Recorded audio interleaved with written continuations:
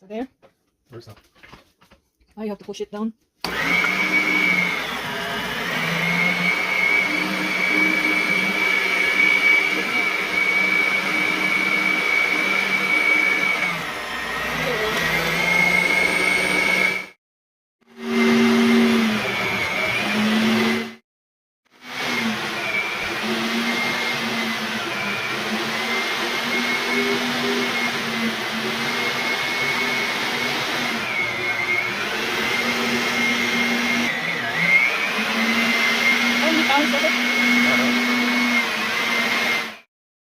So guys, this is a good buy. You can use this for making your own sausage, ground pork, ground beef, and here it is.